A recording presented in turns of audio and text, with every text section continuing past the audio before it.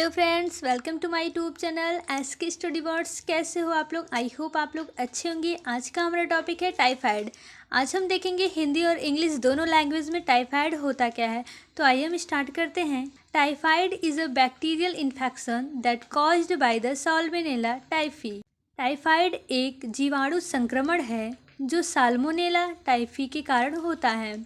It is bacterial infectious disease. यह जीवाणु संक्रामक रोग है। Typhoid is also known as typhoid fever. इसे टाइफाइड बुखार के नाम से भी जाना जाता है। Typhoid fever is a highly contagious. Typhoid बुखार अत्यधिक संक्रामक होता है। आइए अब हम कॉजेज़ देखते हैं, यानी कारक। क्या क्या कारक होते हैं, यानी क्या क्या कॉजेज़ होते हैं जिसकी वजह से हमें टाइफाइड बुखार होता है। साल्मोनेला टाइफी, साल्मोनेला टाइफी ए, साल्मोनेला टाइफी बी के कारण टाइफाइड बुखार होता है। अब हम देखेंगे ट्रांसमिशन ऑफ डिजीज़, रोग का संचरण। रोग कैसे फैलता है। Intake of contaminated food and water, दूषित भोजन और जल का सेवन करने से। डायरेक्ट कांटेक्ट और indirect contact with infected person, संक्रमित व्यक्ति के प्रत्यक्ष संपर्क या अप्रत्यक्ष संपर्क से। मीन्स हम अगर कोई बीमार पर्सन है, यानी बीमार व्यक्ति है, संक्रमित व्यक्ति है, तो हम उसके प्रत्यक्ष यानी अप्रत्यक्ष रूप से अगर हम उसके संपर्क में आएंगे, कांटेक्ट में आएंगे, तो हमें भी होने के चांसेस हो सकते हैं। Use of infected food and drinking water, संक्रमित भोजन और पीने के पानी का उपयोग करने से। अगर कोई व्यक्ति बीमार है तो उसका अगर हम लोग भोजन खा लिए या फिर पानी उसका पी लिए तो हमें भी होने के चांसेस हो सकते हैं। यूज़ ऑफ इन्फेक्टेड नीडल और ऑब्जेक्ट, संक्रमित सुई या वस्तु का उपयोग करने से। Contact with infected blood, urine, stool, other body fluid, संक्रमित रक्त, मूत्र, मल शरीर के अन्य तरल पदार्थों के संपर्क में आने से भी हो सकता है। अब हम देखेंगे इंक्यूबेशन पीरियड, रोगोद्भवन काल, यानी कि हमें जो बीमारी हुई है, टाइफाइड हुआ है, तो कितने से कितने दिन बाद उसका लक्षण दिखने लगता है हमें। तो 10 से 15 दिन के बाद हमें ये लक्षण दिखने लगता है। अब हम देखेंगे साइन एंड सिम्टम्स, यानी लक्षण। हमें क्या क्या लक्षण हो सकते हैं टाइफाइड बुखार में। तो हमें फीवर होगा, वीकनेस एंड फटीग होगा, डायरिया होगा, नोज़िया एंड वोमिटिंग होगा, कफ होगा, हेडेक होगा, वेट लॉस होगा, स्टमक पेन होगा, यानी पेट दर्द होगा। अब हम देखेंगे लेबोरेटरी डायग्नोसिस होता क्या है, यानी इसका निदान क्या होता है। तो हम सबसे पहले कोई पेशेंट आता है तो उसका हिस्ट्री कलेक्शन करते हैं। अर्थात हम ये करते हैं कि जो कोई पेशेंट आया है तो उससे पूछते हैं कि आपको कौन सी बीमारी है, आप कहाँ से दवा लेती थी और क्या क्या दवा आपका चलता था।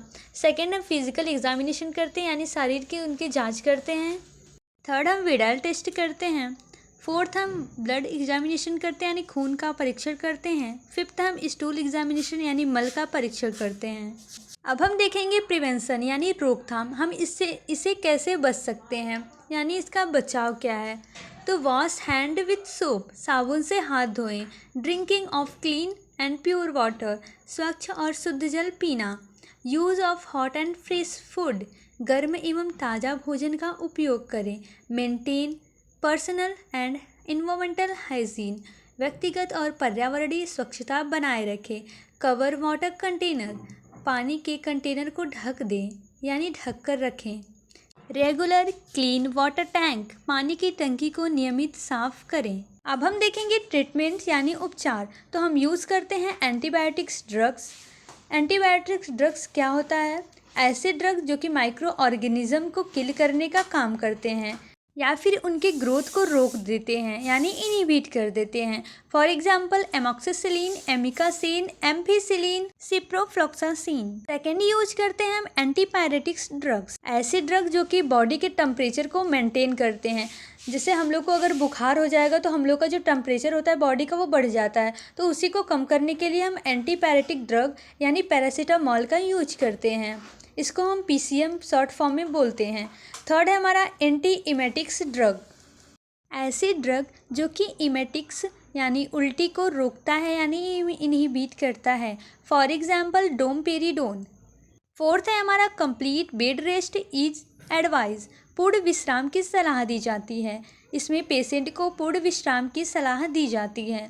IV fluid, administer for treat और प्रिवेंट डिहाइड्रेशन, निर्जलीकरण के उपचार या बचाव के लिए इंट्रावेस्कुलर तरल पदार्थ का उपयोग किया जाता है। Thanks for watching. मिलते हैं नेक्स्ट वीडियो में, तब तक के लिए bye bye and take care. Like, subscribe and share करना ना भूलें।